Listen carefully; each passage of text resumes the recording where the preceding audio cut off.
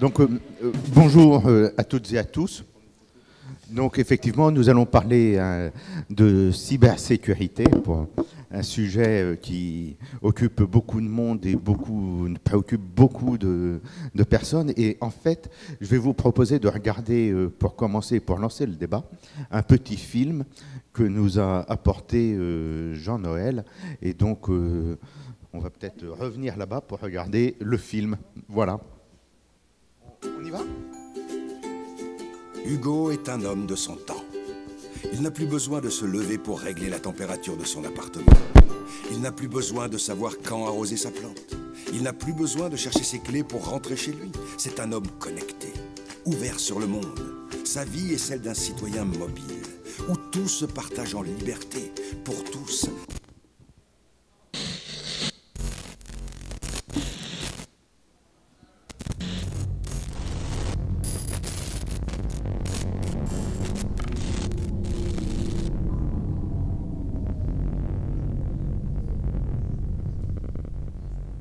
La société hyper-connectée dans laquelle nous vivons n'est pas le monde idyllique que nous vendent les publicités pour téléphone portable. Grandes entreprises, gouvernements, individus, tous vivent dans une insécurité permanente, à une époque où la cybercriminalité prolifère et où la guerre asymétrique est devenue la norme. Les pirates sont rarement identifiés et les États sont impuissants à enrayer certaines attaques qui se jouent des frontières nationales. L'impunité semble totale. La généralisation des objets connectés constitue autant de portes dérobées pour les pirates. D'ici 2020, leur nombre s'élèvera à 50 milliards. Ils sont déjà présents dans notre quotidien, dans nos voitures, nos maisons, nos transports en commun, nos hôpitaux. Leur niveau de sécurité est pourtant faible quand il n'est pas inexistant. Ce simple constat mettra bientôt en péril les aspects les plus fondamentaux de notre quotidien. Jay Ratcliffe a démontré lors d'une conférence qu'il était possible de pirater une pompe à insuline connectée pour y injecter une surdose, provoquant ainsi la mort de son utilisateur. Craignant un cyberattentat, le vice-président des États-Unis, Dick Cheney, jugea plus prudent de couper la fonction communicante de son pacemaker durant son mandat. En attendant l'usage généralisé de l'Internet des objets, les attaques contre les infrastructures industrielles sont d'ores et déjà une réalité. Est-il délirant d'imaginer que nos approvisionnements en eau et en énergie soient menacés? Rien n'est moins sûr. Durant le rude hiver ukrainien de 2015, des pirates s'introduisent dans le système informatique du réseau électrique. Peu à peu, ils parviennent à s'emparer de toutes les données et de toutes les commandes. Le 23 décembre au soir, c'est le blackout. 225 000 Ukrainiens se retrouvent privés de lumière et de chauffage. L'opération est une des plus importantes cyberattaques industrielles jamais enregistrées. Plus spectaculaire encore, en juin 2017, au siège social de Maersk, une entreprise de fret maritime à Copenhague. Des employés pris de panique courent dans les couloirs. Le réseau informatique s'effondre. Les écrans deviennent noirs les uns après les autres. Au même moment, à New York, des centaines de camions sont bloqués à l'entrée de Port Elizabeth. Le système ne peut plus scanner leurs marchandises, ni ouvrir les portes électroniques. Les denrées alimentaires qu'ils contiennent pourrissent. Même situation à Los Angeles, en Espagne, aux Pays-Bas ou en Inde. C'est la crise la plus monumentale de l'histoire de l'informatique maritime. 17 ports dans le monde rendus inopérants. Il s'agit là des effets dévastateurs du virus NotPetya. Les experts s'accordent sur un point. Une telle attaque est amenée à se reproduire et dans des proportions plus grandes encore. Les modes opératoires des hackers, aussi variés soient-ils, ne s'appuie pas que sur des failles technologiques. En cybersécurité, la première des brèches est souvent humaine et organisationnelle. Dans le cas des réseaux électriques ukrainiens, les pirates ont mis en place toute une démarche d'ingénierie sociale et de reconnaissance du terrain étalée sur les 6 mois précédant l'attaque elle-même. Le ver est dans le fruit à partir du moment où un employé a eu la naïveté d'ouvrir un email infecté par un malware. Or, cet employé détient des accès à privilèges sur le réseau industriel. Et en prenant le contrôle de sa machine, les pirates parviennent à s'introduire dans ce réseau pour en décortiquer le fonctionnement. Ils vont ainsi préparer pendant plusieurs semaines l'attaque qui occasionnera un maximum de dégâts et qui interrompra pendant plusieurs heures la fourniture d'électricité. Dans la majorité des exemples que nous avons passés en revue, Ce sont des failles dans le dispositif de prévention et de détection sur l'ensemble des couches cyber, humaines et physiques, qui ont permis le succès de telles attaques. Dès lors, une approche globale, dite holistique, comme celle prônée par Oliseum, couvrant l'ensemble de la chaîne de valeur cybersécurité, semble être une des seules approches pertinentes pour faire face durablement à ce type d'attaque sophistiquée. Parmi les moyens les plus simples, efficaces et prioritaires visant à renforcer la cyber-résilience, figure en bonne place le recours à un bastion d'administration comme celui que propose Walix. En effet, cette solution concentre un certain nombre de fonctionnalités de sécurité essentielles en vue de protéger les accès dits à privilèges tels que ceux des administrateurs des systèmes d'information ou des mainteneurs externes. La prolifération des cyberattaques met à mal la confiance numérique tant recherchée. Si le prochain séisme informatique génère une paralysie des infrastructures vitales, l'opinion publique ne demandera pas des comptes aux hackers, mais aux entreprises, aux fournisseurs, aux sous-traitants qui n'ont pas su les protéger en anticipant de tels risques.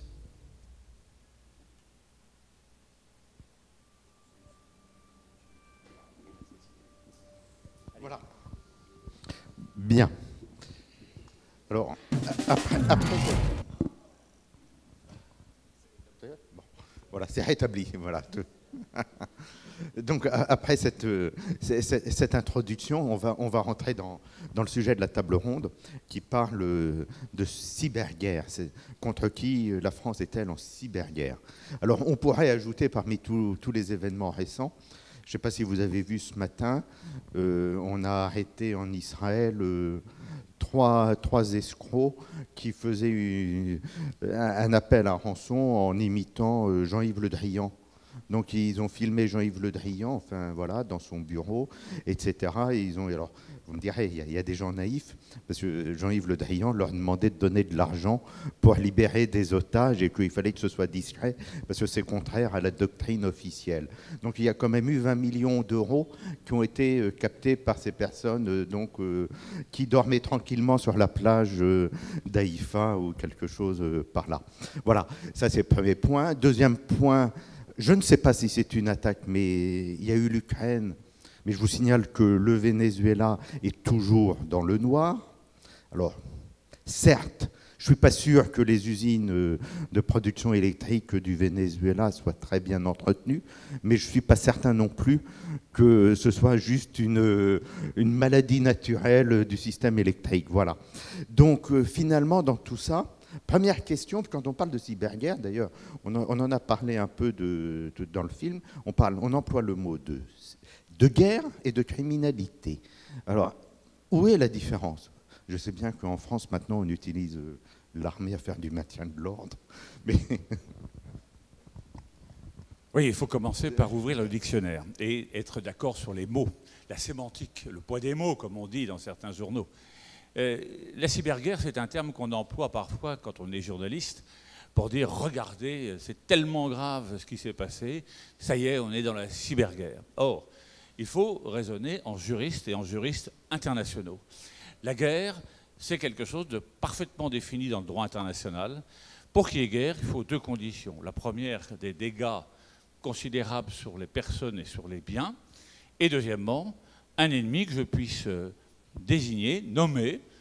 En 40, quand on voit arriver des Stuka, des tigres, des Panzers avec une croix gammée, on sait que c'est une agression parce qu'il y a des destructions, et on sait quelque chose en Normandie, et on sait dire, voilà l'ennemi. Aujourd'hui, on n'a pas de mort encore, ni de destruction gravissime, et surtout, on ne sait pas encore dire, voilà mon ennemi, et j'ai les preuves. Parce que quand on dit, c'est tel pays qui a attaqué plutôt qu'un autre, d'abord, il faudrait être certain techniquement qu'on est capable de remonter jusqu'à l'agresseur. Or, il y a d'énormes capacités aujourd'hui pour faire passer une attaque sur le dos d'un autre en faisant croire que c'est pas soi, c'est un autre qui a fait le boulot à sa place. Ça me rappelle, vous savez, la chanson d'Évariste, pour les plus anciens qui ont connu les yéyés des années 60. Évariste est un chanteur qui chantait « C'est pas moi, c'est ma sœur qui a cassé le calculateur ». Eh bien, aujourd'hui, celui qui casse le calculateur, c'est pas l'État qui est commanditaire. Comment voulez-vous remonter sur l'État qui est commanditaire? Donc on a un vrai problème déjà d'attribution. Pas d'attribution, pas de dégâts majeurs pour dire que c'est une agression armée. Donc comment allez-vous devant le Conseil de sécurité en disant « j'accuse tel pays ». Et il faut mieux pas le faire. Pourquoi? Je vais vous donner deux raisons. La première, si vous avez raison, le pays que vous désignez a compris quelles étaient vos technologies, vos méthodes. Donc ils savent tout de vous, ou presque. Deuxièmement, vous vous trompez, le pays que vous avez désigné dit ce sont des rigolos, ils sont mauvais, ils ne sont même pas capables de comprendre. Ça, c'est la première idée, il ne faut surtout pas se tromper. La deuxième, et vous allez comprendre, une entreprise américaine a été victime de NotPetya. NotPetya, on vous en a parlé tout à l'heure, c'est la destruction de données sur Internet. Qu'a fait le président Trump ? Avec son talent, n'est-ce pas, que l'on connaît, et sa, comment dirais-je, sa manière d'entrer rapidement dans un magasin de porcelaine, il a dit « c'est les Russes ». Très bien. Alors tout le monde dit « oh, quel talent, quel courage ». Pendant ce temps-là, vous avez une entreprise américaine qui a été touchée par NotPetya, qui va voir son assureur en disant « contrat d'assurance, remboursez-moi ». Et là, l'assurance lui dit « mais non, votre président, il a dit que c'était les Russes. Donc, vous n'êtes plus couvert par mon assurance. » Donc, vous voyez que pour de multiples raisons, on n'a pas forcément intérêt de dire c'est un tel. Et le grand silence, le sourire, quand on rencontre tel ou tel président, vaut plus peut-être que le fait d'afficher ce que l'on ne sait pas afficher. Donc, la cyberguerre, attention. En revanche, la guerre, le cyber, dans la guerre, alors là, oui, c'est quotidien. Et je pense que le général Mercier, ici présent, vous dira exactement, et je ne veux pas parler pour lui, mais c'est une question quotidienne. Quand vous êtes en Irak ou en Syrie face à l'adversaire, eh bien, c'est le double effet qui se coule. D'abord, vous avez la frappe, et ensuite, avant ou après, vous avez la giclée de fraîcheur cyber qui permet un petit peu de nettoyer ou de préparer une opération. Depuis l'opération en Géorgie, quand les Russes ont attaqué les Géorgiens, oui, on a effectivement du cyber dans la guerre, comme on a de l'artillerie, comme on a de l'aviation, comme on a de la marine. Donc vous voyez qu'il faut bien distinguer le cyber dans la guerre et la cyberguerre. Ce sont deux choses, à mon avis, complètement différentes. Je ne dis pas qu'un jour on n'aura pas de cyberguerre. En tout cas, on a aujourd'hui du cyber dans la guerre. Et alors, s'agissant de la cybercriminalité, là, on va commencer par conjuguer. On va conjuguer un verbe, être en cybersécurité. Je suis en cybersécurité, tu es en cybersécurité, il est, nous sommes, nous ne sommes pas. Ou alors je ne suis pas en cybersécurité. La cybersécurité, c'est un état, un résultat d'action.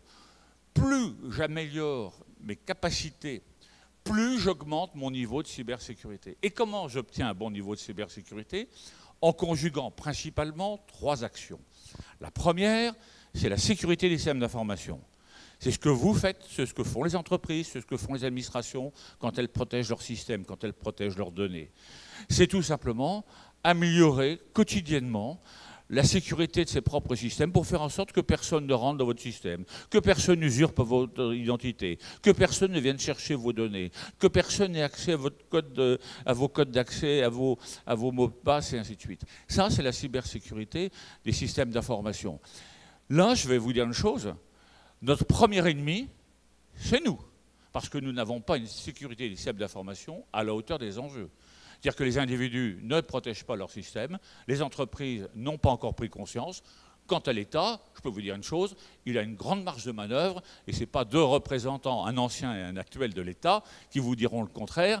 C'est notre combat quotidien en disant à l'État, attention, on n'est plus au 19e, on n'est plus au 20e, on est au 21e siècle. Il va falloir changer et reformater l'État. Bon, ça c'est une parenthèse. Donc sécurité des systèmes d'information. Deuxième point, à supposer que ça n'ait pas fonctionné, j'ai une deuxième action, c'est la lutte contre la cybercriminalité. Là, vous avez un policier, vous avez un gendarme. Vous voyez qu'on s'entend bien tous les deux, on est des vieux amis. Et c'est vrai, en plus. Hein. Et donc, là, c'est l'action qu'on va mener chaque fois qu'il y aura une transgression par rapport à un droit national ou international. Par exemple, NotPetya ou WannaCry, quand on a chiffré aussi frauduleusement des données sur à peu près 200 000 ordinateurs du monde, eh bien, c'est une infraction parce qu'on pénètre dans un système frauduleusement, qu'on l'entrave, et en plus, il y a de l'extorsion financière en bitcoin par la suite. Ça, la lutte contre la cybercriminalité, c'est très important, c'est le rôle de la police, de la gendarmerie, des douanes, de la concurrence, la répression des fraudes dans une certaine mesure, et surtout de la justice. Notre justice, je l'aime, tu l'aimes, nous l'aimons.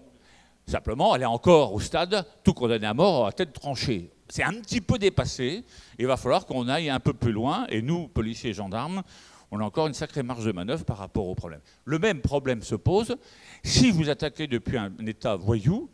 Comment voulez-vous qu'on remonte le temps qu'on mette en branle toute la coopération judiciaire, policière, gendarmique?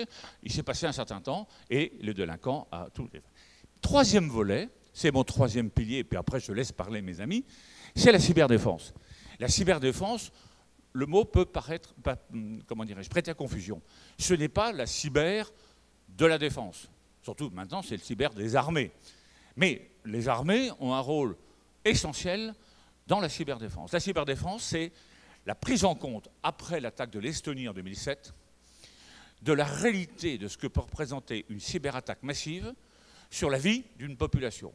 On bloque les distributeurs de billets, on bloque l'électricité, on bloque tous les systèmes qui permettent de faire vivre une société, les infrastructures d'importance vitale, les aiguillages de la SNCF, les systèmes de distribution de l'énergie, enfin bref, tout ce qui est essentiel. Et là, vous tombez sur à peu près 260 entreprises françaises ou en France d'importance vitale qui vont faire l'objet depuis 2007-2008 d'une protection particulière. On va leur demander d'être plus exigeantes encore par rapport à leur propre système. Pour les armées, c'est tous les systèmes d'armes, parce que quand vous prenez une frégate, quand vous prenez un avion, quand vous prenez une pièce d'artillerie, c'est tout un système qui est aujourd'hui de plus en plus dépendant des technologies numériques. Mais c'est aussi toutes les entreprises qui travaillent pour la défense, mais aussi toutes les entreprises civiles. Vous avez à peu près moitié-moitié opérateurs civils, opérateurs intéressant la défense. Et vous voyez que quand on va jusqu'au bout de la cyberdéfense, quand on veut se protéger, il faut peut-être avoir aussi parfois la capacité d'envoyer quelques pitchnets, comme on dit, vers l'adversaire, sans jamais lui dire. Ça veut dire que la France, depuis 2008, mais surtout depuis 2013, a pris une décision, c'est d'être capable de riposter et d'envoyer une salve chez ceux qui nous auraient agressés. Donc vous voyez que là, on est dans la phase, mais alors là, sommitale de la cyberdéfense. C'est une phase qui n'est ni celle des policiers, des gendarmes, de la justice, mais c'est une phase qui va vraiment au plus haut, et ce sont les armées qui ont cette mission. Et je termine sur un point. Vous êtes habitués dans le monde réel à ce que l'État soit le maître de la sécurité. Et d'ailleurs, quand il y a l'insécurité, vous tournez vers l'État. Et l'État, il dit, j'aimerais bien que des acteurs publics, comme la police municipale à Trouville, agissent au profit de la police ou de la gendarmerie. Donc c'est toujours des acteurs publics. Et puis de temps en temps, on dit, ça serait bien que la Brinks remporte les fonds, que des acteurs publics, privés, fouillent dans les aéroports. Mais vous voyez que c'est l'État qui est d'abord présent. Eh bien, inverser le raisonnement dans le cyberespace. Dans le cyberespace, la réponse est d'abord et avant tout une réponse privée. Et l'État arrive en disant « Qu'est-ce que vous faites ?» Et je donnais un exemple à Thierry tout à l'heure. Vous allez chez McAfee, qui est un fournisseur de solutions de sécurité à Amsterdam, où ils ont leur PC. Vous entrez dans des pièces avec des cartes numériques partout.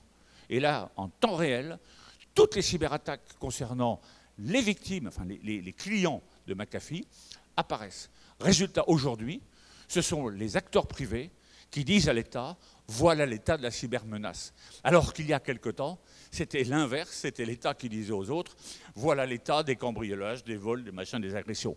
On est donc dans une inversion. Ça ne veut pas dire que l'État disparaît, ça veut dire qu'en fait l'État est appelé à composer, à reconsidérer complètement sa posture, son action, à revisiter le raisonnement classique du fonctionnaire. C'est pour ça que j'ai créé le forum, et je termine là-dessus. À Lille, on casse toutes les barrières et on fait que le privé parle au public, que les entreprises parlent aux universités, que les centres de recherche parlent aux collectivités territoriales, et ainsi de suite. Voilà ce que je voulais vous dire en un mot pour cette ouverture sur la sémantique.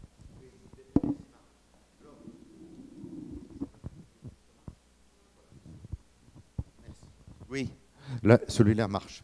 Alors, oui, tout à l'heure, nous étions ensemble et on se disait, finalement, la cybersécurité, on oublie trop, parce qu'on est obsédé par les aspects, effectivement, entre guillemets, guerriers, criminalité, au sens premier du terme, mais on ne peut pas l'enlever, la cybersécurité, de l'intelligence économique. Et par derrière ça, pourquoi l'intelligence économique? Alors, c'est vrai que les Français ne savent pas très bien ce que c'est l'intelligence économique, vous allez nous en parler, mais finalement, lorsque l'on voit certaines attitudes de certaines entreprises, voire certains États étrangers vis-à-vis de nos industries, il n'y a qu'à lire les affaires Alstom, etc., pourquoi à ce moment-là, la cybersécurité prend ce rôle? C'est peut-être parce que ça touche finalement la richesse de demain, nos données, toute cette industrie numérique. Thierry?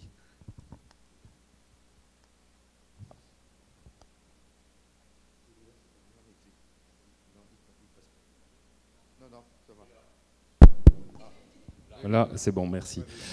Bonjour à toutes et à tous. Oui, ben, l'intelligence économique, les aspects liés au patrimoine informationnel sont évidemment centrales dans la problématique, dans les sujets d'attaque cyber et la problématique globale de la cybersécurité. Protéger ses données, c'est protéger son patrimoine.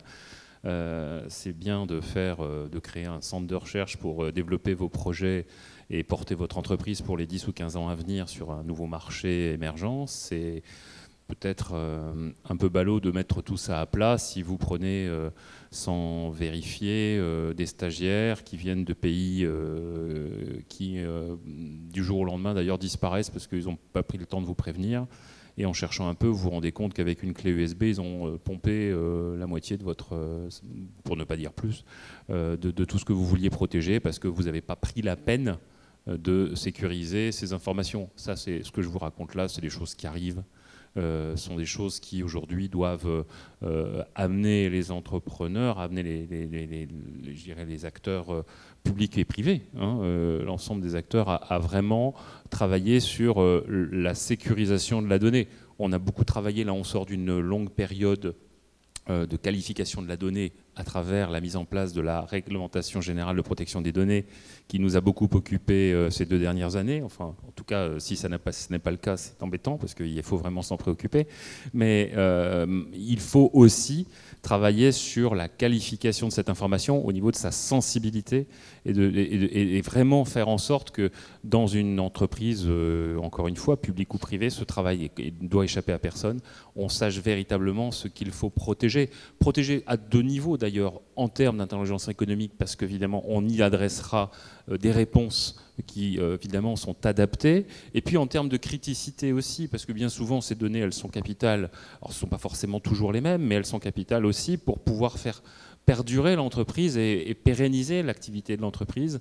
C'est souvent ces données-là qui nous permettent de continuer quand on est victime d'une cyberattaque en profondeur et qu'il est nécessaire de repartir, de développer ce qu'on appelle, on parle beaucoup aujourd'hui de cyber-résilience. Cette résilience, elle s'inscrit au cœur de ce qui est nécessaire pour continuer à avancer dans la crise, puis rebondir, puis repartir de l'avant et être plus fort pour la prochaine, parce que malheureusement, aujourd'hui, on est dans un phénomène où, au-delà du caractère systémique, très hybride en plus des attaques, où on mêle le physique, le cyber, il y a bien entendu aussi, malheureusement, une récurrence, qu'on n'est jamais à l'état de l'art du cyber. On est mieux, on monte en gamme, on s'équipe avec des réponses technologiques qui, bien heureusement, existent en plus et existent aussi dans le périmètre. On n'a pas besoin d'aller chercher outre-Atlantique ou à l'extrême est des réponses qui parfois existent également dans notre patrimoine industriel, mais je pense que Jean-Noël nous en parlera aussi. Il est par contre tout à fait essentiel que cette stratégie d'équipement, elle s'inscrive dans une démarche qui s'ancre dans la préservation du patrimoine, qu'on fasse véritablement de cet enjeu une priorité à la fois sur je le disais, la résilience de l'entreprise et sur la protection de son patrimoine informationnel. Et alors, effectivement, la suite de ça, j'ai envie de poser la question à Jean-Noël, parce qu'en plus, ça fait écho finalement à des concepts qui sont dans le film que tu nous as apporté, quand tu dis le caractère à la fois holistique et de la nécessité finalement de concevoir la sécurité, quand tu dis sécurité by design, qu'est-ce que tu signifies par là? Qu'est-ce que tu entends? En fait, je ne vais pas rentrer dans des histoires techniques, mais comme le disait à l'instant Thierry, toutes les techniques existent en fait, toutes les technologies existent, et il faut quand même avoir à l'esprit que la France est sans doute le premier pays européen, un des premiers pays du monde en termes de cyber et de numérique, hein, si je parle de la capacité à faire. Par contre, dans le faire, on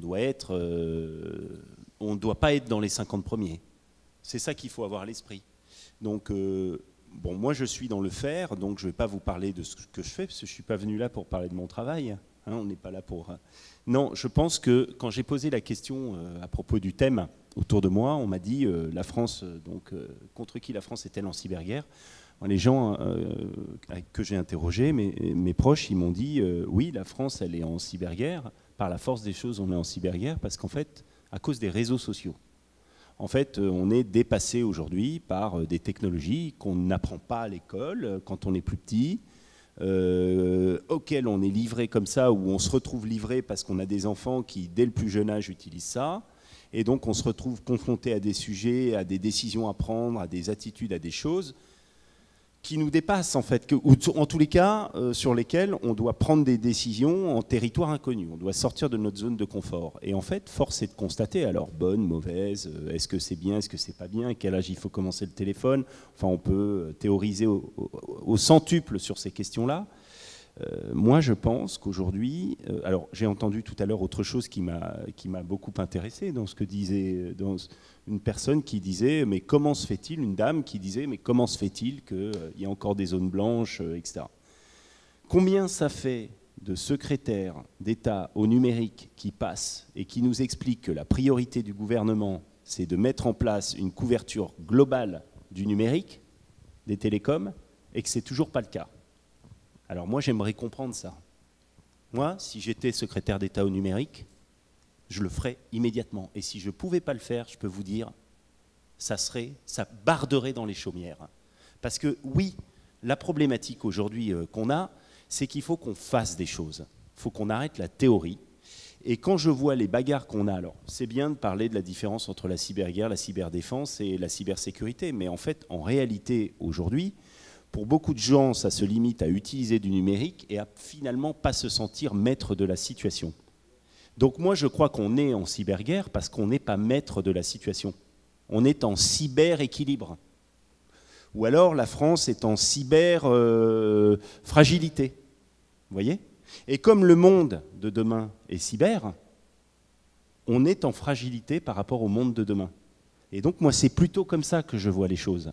Donc, comme je suis quelqu'un qui fait, et non pas un théoricien, non pas quelqu'un du droit. Moi, je n'ai pas fait l'ENA, Sciences Po ou des études de droit. Donc, je ne vais pas vous faire la leçon ou vous parler du mieux que je peux pour vous expliquer que vous êtes en sécurité. Oui, je suis quelqu'un qui travaille dans la cybersécurité. Aujourd'hui, mon entreprise a 800 clients.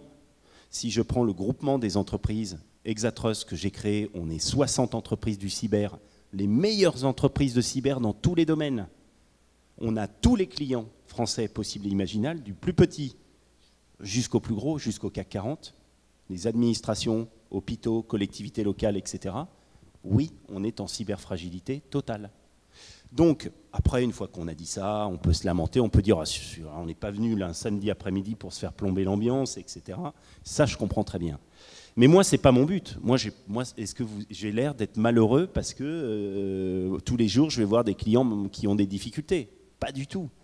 Ce qui est extraordinaire, en fait, c'est qu'il faudrait simplement se rendre compte qu'on doit faire des choses. Alors peut-être qu'on ne fera pas les meilleures choses, mais il faut faire des choses. On a tout le potentiel pour faire. On a des gens qui savent, qui utilisent le numérique, etc., et qui ne demandent qu'à l'utiliser finalement. Qui ne demandent qu'à l'utiliser. Donc couvrons l'ensemble du territoire. Et si les entreprises qui doivent le faire considèrent qu'il n'y a pas de modèle économique, eh ben, prenons sur la France, Pour moi, c'est pour ça qu'ont été créés, par exemple, les programmes d'investissement d'avenir, pour prendre des risques financiers sur des questions à long terme devant être réglées et qui nécessitent un investissement immédiat. Eh bien, investissons là-dedans. Faisons-le. Mais amenons 100% des gens à être connectés. Parce que c'est un devoir aujourd'hui de le faire. Ensuite, le numérique à l'école, etc., etc. Alors, est-on en cyberguerre? Juste pour revenir sur le thème quand même. Oui, on est en cyberguerre. En tous les cas, on est en cyberfragilité. En revanche, on a un énorme cyberpotentiel. Donc, comment est-ce qu'on réunit les choses? Ben, on fait des choses. Et moi, je crois effectivement à l'idée. Donc, 2018, comme tu le rappelais, on a créé le RGPD. Alors, c'est extraordinaire parce qu'il faut savoir que les réglementations qui vont baigner notre environnement numérique et donc notre environnement réel, hein, parce que le numérique est réel, eh bien, ils sont issus de 2 grandes lois qui ont été votées en 2018, qui ont été mises en application en 2018, après avoir été votées en 2016, et qui viennent, cocorico, de la France. Le champion du monde de la réglementation va permettre à l'Europe entière et à tous ceux qui aiment l'Europe ou qui travaillent avec l'Europe de passer les 10 prochaines années à mettre en conformité l'ensemble de nos usages avec le règlement général sur la protection des données, donc la liberté des données personnelles, qui me permettra de me sentir moins en fragilité avec des gens qui, soi-disant, me connaissent mieux que moi et vont régir mes usages demain. Et deuxièmement, la directive Nice, qui est cette directive avec les opérateurs d'importance vitale dont parlait le général Vatin-Houguard, et auquel on pourrait rajouter les opérateurs de services essentiels. C'est à peu près, j'ai fait une étude avec le cabinet Roland Berger, cabinet de stratégie, c'est à peu près 16 000 entreprises européennes, à peu près. Bon, c'est beaucoup d'entreprises, toutes celles qui portent les voitures, les transports, l'énergie, la gestion intelligente des villes demain, etc., etc. Donc ces 2 lois, elles vont changer le paysage numérique. Alors, aujourd'hui, on évolue dans un monde, je parlais de cyberfragilité, il y a l'ancien patron de Google, Eric Schmidt, qui dit le numérique, l'Internet est en train de se scinder en 2. D'un côté, il y a l'Internet des Chinois, l'Internet privatif, l'Internet de la censure, etc., etc. Et puis de l'autre, il y a l'Internet mondial, régi, dirigé par les Américains. Voilà. Et donc, c'est ce que je disais lors de la formidable événement dont parlait le général, c'est qu'effectivement, pour moi, il y a une 3e voie. Celle qui va nous libérer et peut-être nous permettre de reprendre un peu la main et de remettre des moyens d'être en cyberpaix, eh ben, c'est cet Internet, ce que j'appelle moi le numérique de confiance, c'est-à-dire un Internet qui est accessible à tous et dans lequel on protège les données personnelles. C'est-à-dire qu'il faut arrêter avec l'idée que c'est gratuit si je ne suis plus maître de moi-même. Voilà, il faut arrêter avec ça. Donc, reprenons la main, changeons la matrice, le modèle économique, etc., etc. Voilà. Et je finirai simplement en disant, comme le général, qu'actuellement, il y a quelque chose d'intéressant qui est en train de se passer. Il n'y a pas de ministère de l'Industrie en France. C'est vraiment dommage. Franchement, moi, s'il y a un truc que j'aurais aimé faire en politique, c'est ça. J'aurais adoré recréer de l'industrie. Pour moi, je vis en tant qu'entrepreneur dans mon pays, je vis un drame permanent d'être entouré de gens qui vivent dans une France qu'on a voulu faire sans usine. Voilà, moi je trouve ça dramatique. Voilà, moi quand je me balade en Allemagne en voiture, en famille, ou parce que j'adore voyager en famille, faire le tour d'Europe, ou aller voyager dans des pays en voiture pour voir la nature, voir les pays dans lesquels on vit. Il n'y a pas d'usine en France. Il y a un côté comme ça où il n'y a pas d'activité en fait. Et bien en fait, avec tout ça là, tout ce dont on est en train de parler, avec l'idée de faire un numérique de confiance, on pourrait construire une industrie, toute une industrie. On pourrait refaire un Facebook où on n'emmerde pas les gens, où on ne prend pas leurs données en permanence, etc., etc., en rendant le même service. On pourrait refaire, j'ai un copain qui s'appelle Eric Léandri, qui a créé une boîte qui s'appelle Quant. On peut tout à fait créer une alternative à Google, mais qui sont les gens qui décrètent en haut lieu qu'on a perdu la bataille du numérique et qu'on ne peut pas refaire Google? C'est une erreur fondamentale de parler comme ça. Et quand on on a des enfants, on ne peut pas dire un truc comme ça. C'est faux. N'importe qui peut créer Google au fin fond de sa bergerie en Normandie, ou au fin fond de sa maison, ou je ne sais quoi. Donc, arrêtons de dire qu'on ne peut pas les choses, qu'on ne peut pas faire les choses, on peut tout faire. Faisons les choses, construisons un numérique durable, refabriquons des usines, et par rapport à ce que disait Max tout à l'heure sur quel est le thème de l'année prochaine, etc., là, en ce moment, on vient de créer un comité stratégique de filière des industries de sécurité. On va créer des démonstrateurs numériques, je vous le dis, on va créer des démonstrateurs numériques. C'est-à-dire, comment on va le faire? On va aller dans des régions, on va aller voir le conseil régional, la métropole, la communauté de communes, les hôpitaux, tous les gens qui veulent créer du numérique de confiance, et on va créer des démonstrateurs où on va fédérer l'industrie, fédérer les utilisateurs et essayer de faire sortir de terre des choses de numérique de confiance. Voilà, et on va faire investir l'État là-dessus. Nous, les industriels, on va mettre aussi la moitié de l'investissement et ensemble, on va y arriver. Voilà. Donc moi, je pense qu'il faut faire des choses et qu'aujourd'hui, il y a une petite fenêtre d'opportunité avec ces comités stratégiques de filière. Alors, si vous êtes une région qui a envie de bouger, qui a envie de faire des choses, eh ben, essayons de réfléchir à un démonstrateur que l'on peut faire sortir de terre.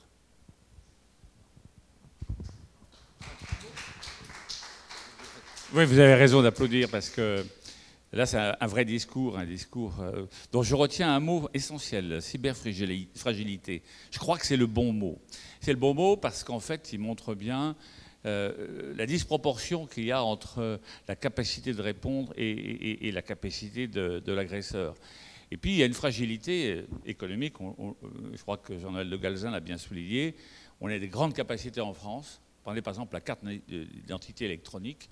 On est les meilleurs en France en matière de documents électroniques.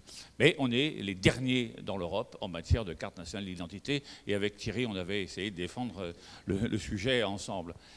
Ça montre à un moment donné, c'est que c'est pas tout de savoir qu'il y a des gens qui savent faire, qui ont envie de faire.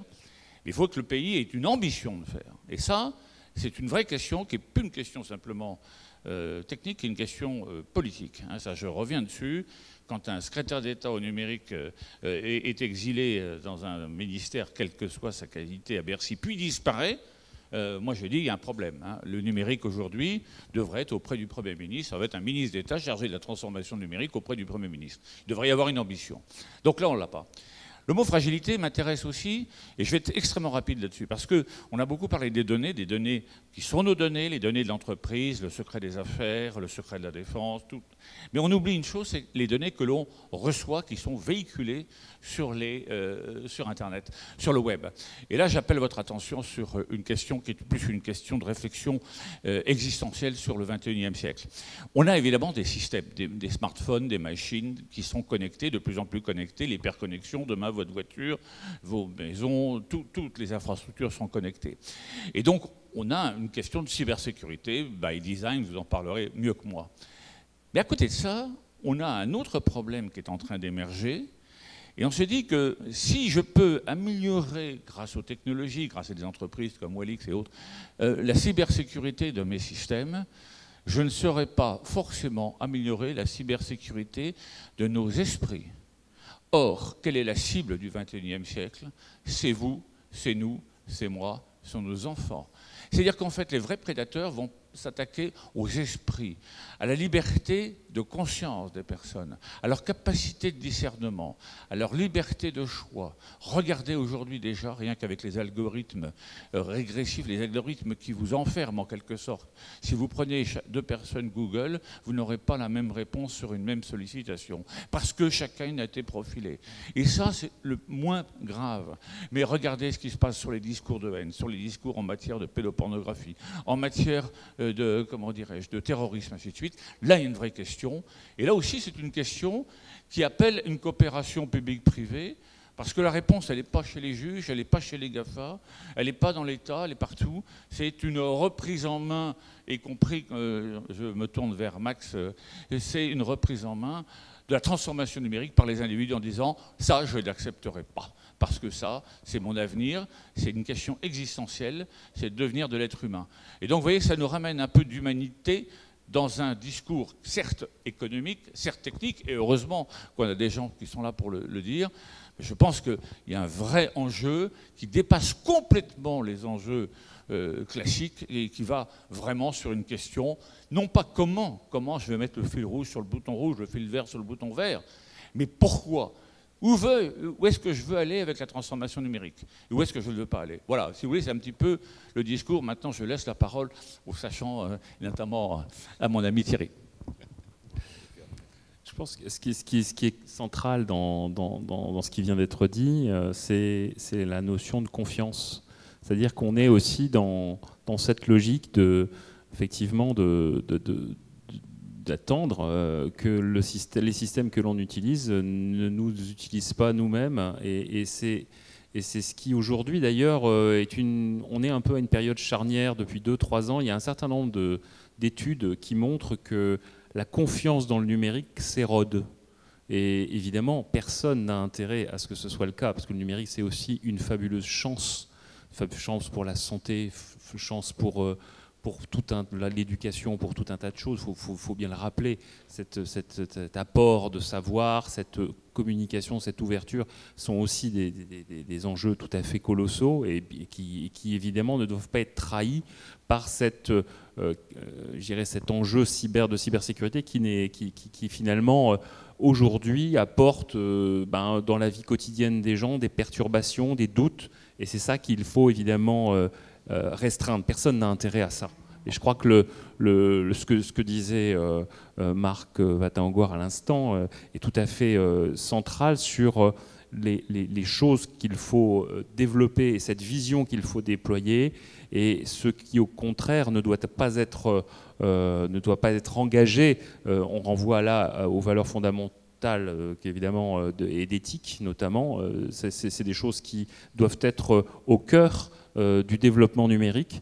Récemment, je ne sais pas si le mois dernier, vous avez vu qu'en Angleterre, il y a eu un programme de recherche entre l'université de Cambridge et l'armée anglaise qui a été arrêtée, qui a fait l'objet d'une pétition de recherche de 41 chercheurs, parce qu'effectivement, on travaillait un peu dans le prolongement de ce que Cambridge Analytica a fait pour finalement détourner, utiliser les campagnes d'opinion pour influencer les votes, etc. Enfin bon, je vous renvoie aux dernières élections américaines et à toute l'étude qui en a découlé. Eh bien, la manière dont on adresse ces problématiques-là sont évidemment extrêmement importantes sur l'image et sur la représentation que les générations futures vont avoir sur le numérique. Et donc, il doit être aussi très important que cette cyberguerre soit, là aussi, je suis convaincu qu'on n'est pas en cyberguerre, mais qu'on est vraiment dans une période extrêmement instable et qu'il faut évidemment travailler là-dessus pour les générations à venir. Voilà. Alors, je crois qu'on va bientôt largement dépasser le temps qui nous était imparti, mais alors, je voudrais peut-être synthétiser, parce que je connais les trois, le trio, et je pense que...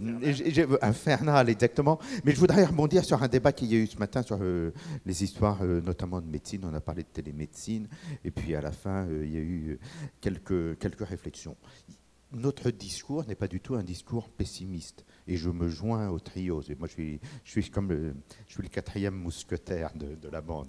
Hein, et donc, on n'est absolument pas, c'est pas du pessimiste. Il s'agit pas. On a entendu dire ce matin qu'il fallait pas qu'un médecin prenne la carte bleue. Bon. J'espère qu'il n'y avait pas de contrôleur des impôts dans la salle, mais ça, c'est autre chose.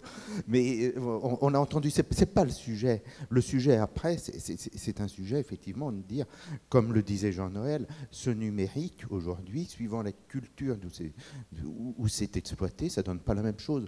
Bon, un Américain, il va transformer chacun d'entre nous en produit, et puis il va essayer de le faire. Le Chinois, il va vouloir noter. Donc, c'est un peu, finalement, ce sont nos valeurs, notre éthique et l'éducation, finalement. Donc c'est l'Europe qui est en jeu. Et j'ai envie de dire, et parce que c'est dommage parce que nous avions notre ambassadeur auprès de l'UNESCO, mais je charge Nicole Hamelin de le lui dire, parce qu'elle aussi, elle dit qu'elle s'implique, et je le sais que c'est vrai, dans tout ce qui est droits fondamentaux auprès de l'ONU, etc.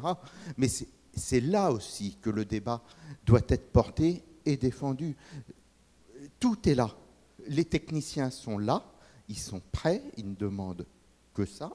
On demande aux politiques de faire finalement son vrai boulot de politique, c'est aussi de porter ce message dans les instances internationales et de nous faire exister. Ce qui est très intéressant, le RGPD en question, c'est que vous voyez aujourd'hui des entreprises américaines qui demandent la mise en place d'un RGPD aux États-Unis.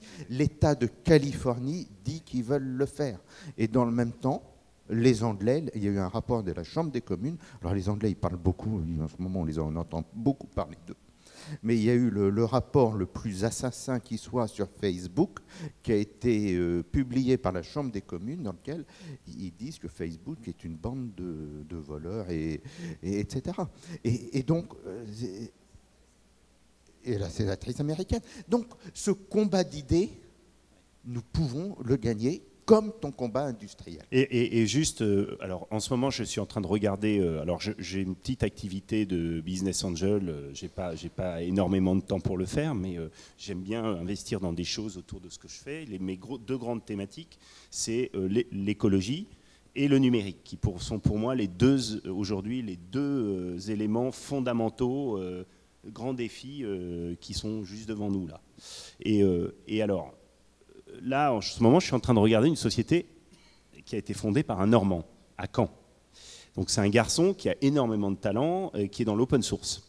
Et lui, ce qu'il a fait, il a fait un système. Donc en gros, il faut savoir un truc, enfin vous le savez hein, sûrement, hein, c'est une banalité, mais je le répète, parce que les banalités sont bonnes à dire, parfois.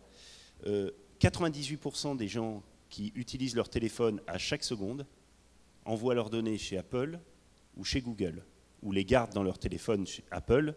Enfin, en gros, vous avez 80%, un peu plus de 80%, 82%, c'est des téléphones Android, Google, et le reste, c'est du téléphone Apple. Donc, en fait, Apple a plutôt tendance à garder les informations sur le téléphone et les envoie ce qui l'intéresse de temps en temps lors des mises à jour. Lui, il a pris Android, donc 80-82% suivant les périodes, des utilisateurs de téléphone au monde. Et lui, il a pris Android et il a regardé, il a d'abord décrypté toutes les données qu'on envoyait à chaque seconde quand on appuie sur n'importe quel système, hein, Waze, Twitter, Facebook, Insta, WhatsApp, etc., etc. Donc il a regardé ça. Donc il sait par exemple que quand vous appuyez sur Waze, vous envoyez d'un seul coup, vous appuyez sur le bouton Waze sur votre téléphone, vous envoyez 18 informations différentes à je sais plus, 15 ou 16 sources de données, enfin sites différents qui prennent ces informations et donc qui en connaissent de plus en plus sur vous, etc. etc. Bon.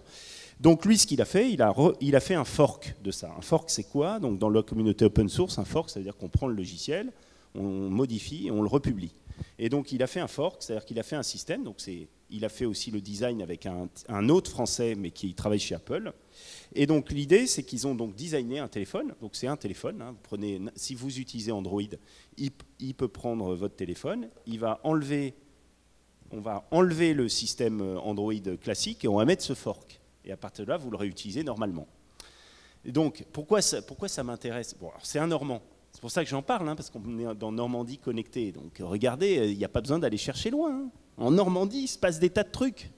Bon, vous pourriez très bien inventer en Normandie. Moi, c'est une de mes ambitions au CSF. Il se trouve que dans le CSF, dont je parlais tout à l'heure, le comité stratégique de filière, on m'a demandé d'être le responsable de cybersécurité et sécurité de l'Internet des objets. Bon, et ben, moi, il y a un de mes rêves, par exemple, c'est je voudrais créer une chaîne entièrement numérique, où je téléphone, je me déplace, j'utilise toutes mes applications et j'envoie pas une information chez Google, Facebook et compagnie. Ça, je veux le faire, moi. Ça, je veux le faire. Alors, même si c'est moi qui mets l'argent, je veux le faire. Parce qu'à un moment donné, il faut arrêter de nous expliquer qu'on ne peut pas faire autrement. Voilà. Donc, au moins, faites sortir un truc de terre en Normandie. Vous avez un gars qui fait ça. Donc on est en train de regarder comment investir dedans. On va mettre un peu de moyens dedans pour l'aider, puis parce qu'on pense qu'il y a peut-être un truc intelligent à faire.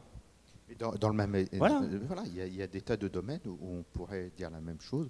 Je pense aux assistants vocaux. Quand vous parlez à un assistant vocal, Facebook ou n'importe lequel, Amazon, etc. Il y a une boîte en France. Non, mais en France, oui, il y a une boîte. Pour le moment. Il y en a plusieurs. Voilà. Mais sachez que ça part aux États-Unis. Le moteur de reconnaissance et d'analyse de la parole, il n'est pas basé en France. On renvoie ça dans les clones américains. Et quand je vois certaines banques qui développent toutes leurs applications en prenant ce genre de dispositif, il ne faudra pas qu'elles s'étonnent. Ce n'est pas que ça aille aux États-Unis qui me gêne. Moi, je les aime bien, les Américains. Simplement, c'est que j'ai aucune confiance en Amazon et que Amazon, dans 3 ans, ils sauront comment marchent les banques. Et ils auront appris ça beaucoup plus vite. Et puis, vous pourrez voir que la banque de détail française, elle sera morte. Donc, il faut partir de problèmes réels, de sujets très concrets, mais hyper concrets. Hein. Donc, la Normandie telle qu'elle est, ce n'est pas la peine de faire la Normandie telle qu'elle n'est pas. Donc, commençons par la Normandie telle qu'elle est. Et il faut la connecter avec sa particularité. Voilà, c'est tout. Hein. C'est pas, il faut retrouver l'esprit de Marie Harel quand elle a créé le camembert. Voilà. Merci. Il n'y a pas entre Jean-Noël et Marc, tu sais ça, ils vont tenir jusqu'à 22h au moins.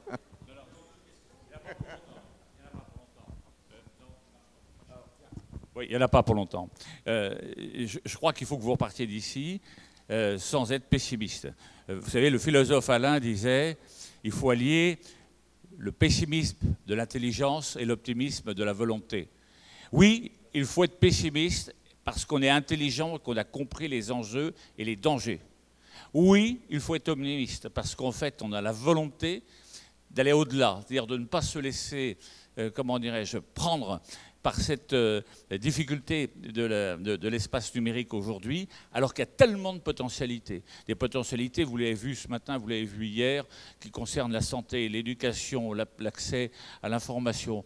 Donc surtout, ne partons pas d'ici en disant c'est terrible ce qu'ils nous ont raconté, il faut être optimiste, il faut avoir de la volonté, et je pense que si on en a, on gagnera. Et c'est parce que justement on va se réapproprier la transformation numérique, qu'on va exiger notre place, qu'on soit citoyen, qu'on soit entreprise, dans une démarche qui est planétaire, qu'on va pouvoir peut-être demain trouver les solutions qui s'imposent. Mais vous voyez que souvent on dit qu'est-ce que font les autres? Eh bien, commençons par se poser la question, nous, qu'est-ce qu'on va faire demain à partir de ce Normandie connecté pour améliorer cette prise en compte par l'humain de l'espace numérique. Voilà. Et donc, il faut partir d'ici, regonfler à bloc en disant c'est fini, il y avait un avant Normandie connectée, il y a un après Normandie connectée.